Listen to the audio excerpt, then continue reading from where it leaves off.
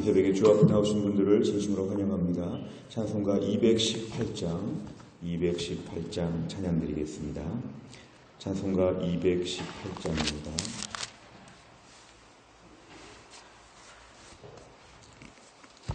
(218장) 찬양 드리겠습니다. 내 마음과 정성을 다하여서 주 너의 하나님을 사랑하라. 내 몸을 아끼고 사랑하듯 형제와 이웃을 사랑하라. 주께서 우리에게 명하시니 그 명령 따라서 살아가리. 널 미워 해치는 원수라도 언제나 너그럽게 사랑하라. 널 핍박하는 자 위에서도 신실한 마음으로 복을 빌라. 주께서 우리에게 명하시니 그 명령 따라서 살아가리. 나 항상 주님을 멀리하고 형제를 사랑하지 못하였다. 이러한 죄인을 사랑하사 주께서 몸버려 죽으셨다. 속죄의 큰 사랑 받은 이 몸 내 생명 다 바쳐 충성하리.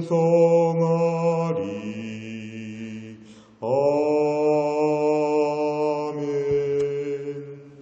하나님 말씀은 민수기 18장 21절부터 24절까지입니다. 민수기 18장 21절부터 24절까지입니다. 구약성경 227페이지에 있습니다. 민수기 18장 21절부터 24절까지 말씀을 저 한 절씩 교독하겠습니다. 내가 이스라엘의 11조를 레위 자손에게 기업으로 다 주어서 그들이 하는 일 곧 회막에서 하는 일을 갚나니 이후로는 이스라엘 자손이 회막에 가까이 하지 말 것이라 죄값으로 죽을까 하노라. 그러나 레위인은 회막에서 봉사하며 자기들의 죄를 담당할 것이요 이스라엘 자손 중에는 기업이 없을 것이니 이는 너희 대대의 영원한 율례라.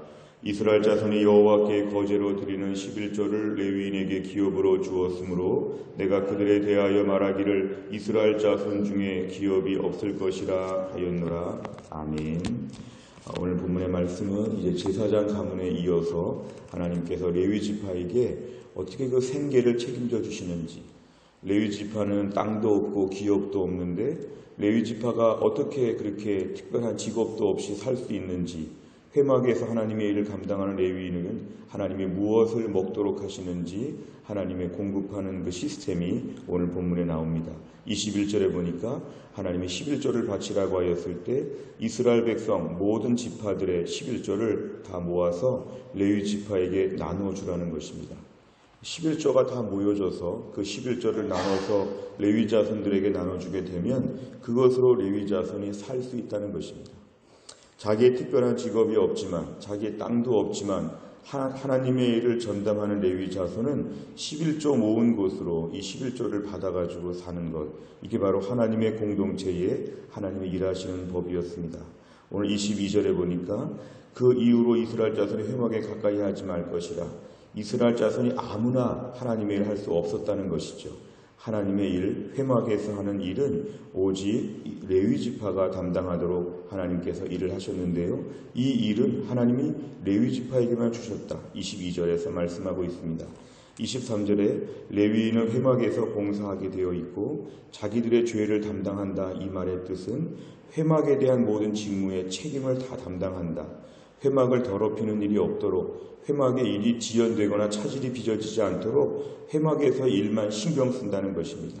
결국 회막, 하나님 성막, 하나님을 예배하고 하나님을 섬기는 그 자리 모든 일을 레위인이 철저하게 책임을 지고, 일상의 책임은 전체 11조를 모아서 그것으로 살도록 하시는 게 하나님의 방법이었습니다.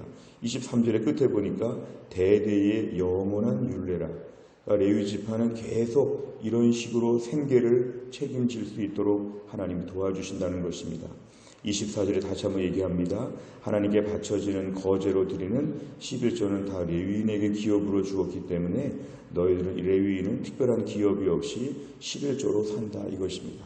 이런 본문의 말씀, 이 말씀을 중심으로 함께 내용 관찰을 보시겠습니다. 첫째, 하나님께서는 레위 자손이 회막에서 하는 수고를 어떻게 갚는다고 말씀하십니까? 21절과 24절을 보면 이스라엘 자손 중에 레위 지파에 대해서 하나님이 11조를 모아서 주어서 살도록 한다.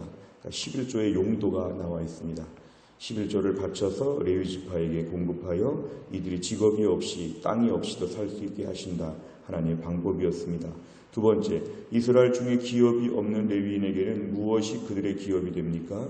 24절에 보니까 하나님께 드리는 이 11조를 하나님이 주신다는 건 결국 하나님이 책임져 주신다는 것이죠. 하나님이 기업이 되어 주시고 하나님이 모든 걸 다 이끌어 주신다는 것입니다. 그래 결국 하나님께 바쳐지는 11조, 하나님께 드렸지만 하나님께 드린 것으로 하나님이 레위 지파에게 주신다는 것입니다. 하나님이 하나님의 일에 전념하고 집중하는 이러한 사람들에 대해서는 하나님이 책임져 주신다. 오늘 본문에 그렇게 말씀하고 있습니다. 세 번째를 보면 하나님께서 회막에서 일하는 레위 자손의 수고를 갚으시기 위해 다른 자손, 다른 지파들의 11조를 택하신 이유는 무엇입니까? 결국 다른 자손들은 하나님을 섬기면서 공동체의 일정한 몫을 같이 분담하는 것입니다. 다른 지파는 자기들의 소득의 90%만 가지고 사는 것입니다.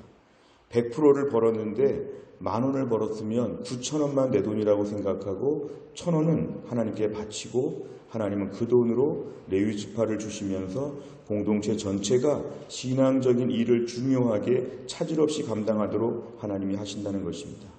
오늘 본문의 레위 자손이 나중에 이스라엘이 타락한 다음에 레위 지파에게 줄 것을 주지 않으니까 레위 지파가 다 도망갔다고 하는 말씀이 구약 역사에는 나옵니다. 이들에게 필요한 것이 공급되지 않으면 이들은 일할 수가 없습니다. 실제 필요한 것이 공급되어야 한다는 것이죠. 그런데 하나님이 11조를 통해서 이것을 하나님이 조달하여 주신다는 것입니다. 하나님은 기적의 하나님이시기 때문에 만나와 같은 특별한 것을 또 보내주시거나 메추라기 같은 것을 또 보내주시거나 레위 자손만을 위한 뭔가 신비한 것을 또 보내주실 수도 있는데 하나님은 그렇게 하지 않으시고 나머지 모든 지파가 십시일반으로 이 몫을 같이 분담하도록 하시는 게 하나님의 방법이었습니다. 그러니까 하나님은 물질이 없어서가 아니라 하나님의 공동체를 세워가는 법을 가르쳐 주신다는 것이죠. 세 번째 문제를 저희가 보면 하나님 나라의 공동체는 함께 재정적인 부분에 분담을 하는 것입니다. 본문에 11조로 지금 표현되어 있지만 11조를 비롯해서 재정적인 헌금과 이 모든 것으로 하나님의 공동체가 안정적으로 세워져야 된다는 것입니다. 어떤 날은 일하고 어떤 날은 일을 멈출 수 없는 것은 하나님을 온전히 섬기고 경외하는 이 모든 성막의 일은 평생 가는 것이기 때문에 하나님 이렇게 안전 장치를 두셨다는 것입니다. 특별한 독지가가 한 번에 거금을 내놓는 이런 방식이 아니라 모든 성도가 가난한 성도부터 부한 성도까지 90%만 가지고 살고 10%는 무조건 하나님께 떼어놓는, 그래서 하나님께서 물질이 없어서가 아니라 이런 순종과 분담하는 것을 하나님이 강조하신다는 것입니다. 그러니까 결국 11조는 매우 중요한 것입니다. 하나님의 교회에 있어서 매우 중요한 재정적인 부분은 성경적인 근거는 이것으로 교회 안의 전담 사역자들과 교회 안의 전담 직원들에게 필요한 것을 공급하는 통로가 되기 때문에 그렇습니다. 네 번째를 보면 레위인의 헌신을 다른 지파의 11조로 갚으시는 하나님을 보며 무엇을 느낍니까? 우리가 오늘 네 번째 문제는 늘 자신을 돌아보는 것인데요. 우리가 하나님 앞에서 이 11조를 비롯해서 재정적인 부분에 있어서의 우리의 순종과 헌신을 다시 한번 다짐해야 됩니다. 내가 생활하는 것은 90%만 가지고 살고 10%는 내 돈이 아니라고 생각해야 됩니다. 요즘 점점 11조 정신이 약화되고 결국 교회 공동체가 장기적으로는 재정적으로 어려워질 것이라는 이유가 옛날 우리 부모님 세대보다 우리 후손들이 11조에 약하기 때문에 그렇습니다. 11조는 내 돈이 아니라고 생각하는 훈련이 필요합니다. 재정을 100% 다 써야지 살 수 있다는 것은 욕심이고 물질적인 부분의 불순종입니다. 나는 수입의 90%만 쓰고 10%는 손대지 않는다. 하나님께 바친다. 그래서 하나님의 교회가 세워지고 나는 물질의 주인이 내가 아니라 하나님이신 것을 고백한다. 물질로 신앙을 고백하는 방법은 11조를 떼는 훈련입니다. 11조를 온전하게 바칠 수 있도록 우리가 기도해야 됩니다. 그리고 남편이 믿지 않거나 11조를 온전히 드릴 수 없다면 생활비의 11조라도 11조를 떼어야 됩니다. 때로는 그것조차도 어렵다고 하면 상징적으로라도 일정한 부분을 11조로 계속 드리면서 11조라는 헌금 자체를 드리는 것이 우리 신앙생활의 가장 기초적인 훈련입니다. 11조를 바치는 신앙생활을 통해서 하나님의 공동체를 책임지는 것을 감당해야 됩니다. 사실 교회 안에 세례 교인이 되면서 서리 집사가 되면서 교회 재정적인 부분의 일부를 감당하는 것은 약속이었습니다. 하나님의 공동체는 하나님이 기적같이 공급하실 수 있지만 하나님은 성도들, 멤버들의 11조와 헌신을 통해서 하나님의 공동체를 세워가십니다. 갑자기 기적스러운 방법으로 하나님께서 책임지시는 것이 아니라 멤버들이 헌신하는 것을 하나님 원하신다는 것입니다. 말세가 되어 교회가 힘들고 어려울 때 성도들이 재정적인 부분에서 순종하는 훈련이 필요합니다. 교회 공동체는 11조가 기초적으로 모아져야지만 교회의 재정을 운영할 수도 있습니다. 이 네 번째를 보면서 하나님의 섭리와 원칙이 이렇다는 것을 우리가 기억하면서 내가 헌신할 부분이 무엇인가, 내가 무엇으로 주님께 갚아야 될 것인가, 이렇게 오늘 기도하는 그런 아침이 되시기를 바랍니다. 마지막 다섯 번째를 보면 헌금을 드릴 때 아까워하거나 경제적 상황이 어려워질까 봐 인색하게 드린 적은 언제였습니까?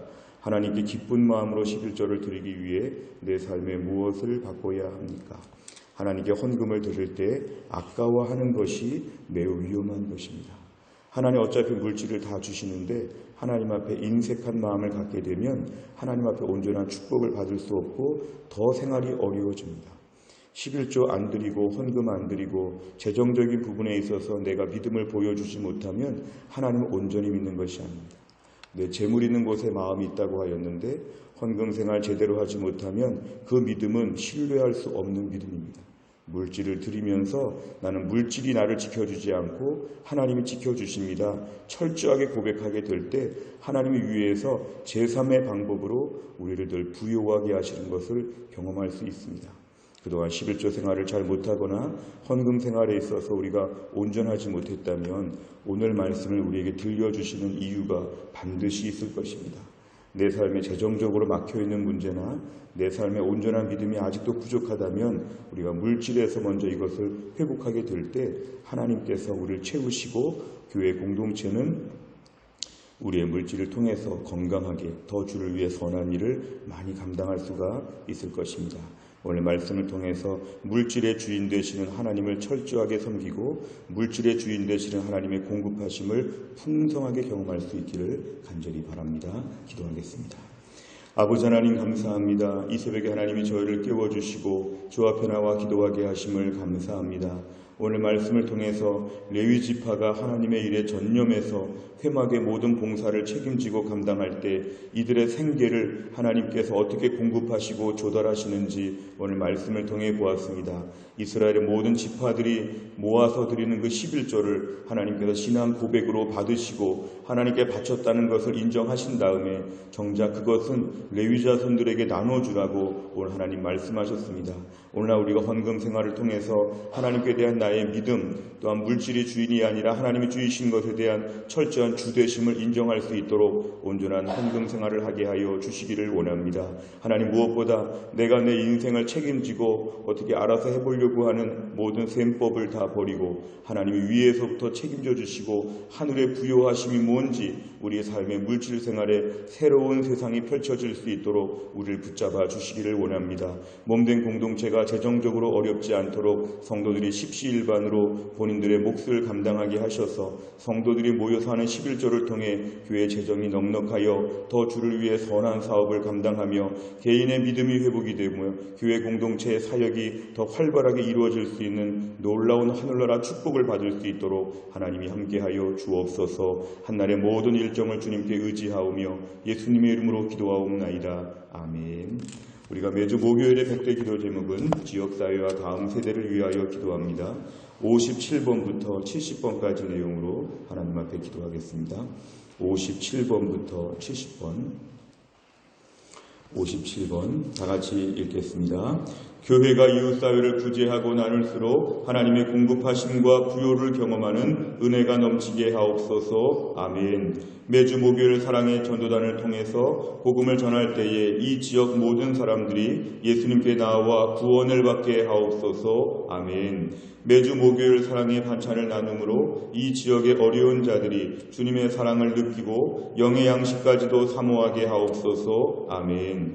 다음 세대인 어린이들, 청소년들, 젊은이들을 복음으로 튼튼하게 무장시켜 이 민족의 희망으로 키우게 하옵소서. 아멘. 교회가 하나님을 아는 지식과 영적 야성을 갖춘 다음 세대를 배출하여 그들이 통일시대와 글로벌 시대의 리더로 쓰임받게 하옵소서. 아멘. 주일학교 교사들이 성령으로 충만하여 사명감을 가지고 다음 세대를 살리는 사역을 감당하게 하옵소서. 아멘. 우리 자녀들에게 죄악된 세상적 가치관을 거부하고 믿음을 지킬 수 있는 분별력과 영적 담력을 허락하여 주옵소서. 아멘. 주일학교 시절에 예수님과의 인격적 만남을 통해 일평생 동안 믿음 안에서 승리할 수 있는 영적 기반을 든든히 세우게 하옵소서. 아멘. 새벽 이슬 같은 주의 청년들이 청년의 때에 경건을 연습하여 죄의 유혹을 이기고 거룩한 삶을 살게 하옵소서. 아멘. 각자에게 주신 사명과 비전을 발견하고 성실히 준비하여 민족과 열방을 위해 쓰임받는 자녀들이 되게 하옵소서. 아멘. 다음 세대 우리 자녀들이 매 순간 최선을 다함으로 있는 곳에서 인정을 받게 하시고 정직과 감사의 삶으로 주변을 환하게 밝히게 하옵소서. 아멘. 어릴 때부터 예배를 통해서 말씀의 은혜를 경험하게 하시고 찬양과 기도의 능력을 체험하며 하나님 나라의 군사로 준비되게 하옵소서. 아멘. 대학에 진학한 자녀들이 세상의 물결에 휩싸이지 않고 말씀의 견고한 뿌리를 내리며 세상 학문과 지식을 겸비하여 민족과 열방 가운데 쓰임받는 일꾼으로 준비되게 하옵소서. 아멘. 장성한 자녀들이 먼저 믿음에 굳게 서서 자기를 거룩하게 지키며 주님이 예비하신 배우자를 만나 아름다운 믿음의 가정을 이루게 하옵소서. 아멘. 주기도문합니다. 하늘에 계신 우리 아버지여, 이름이 거룩히 여김을 받으시오며 나라 임하옵시며 뜻이 하늘에서 이룬 것 같이 땅에서도 이루어지이다. 오늘날 우리에게 일용할 양식을 주옵시고 우리가 우리에게 죄 지은 자를 사하여 준 것 같이 우리 죄를 사하여 주옵시고 우리를 시험에 들게 하지 마옵시고 다만 악에서 구하옵소서. 대개 나라와 권세와 영광이 아버지께 영원히 있사옵나이다. 아멘.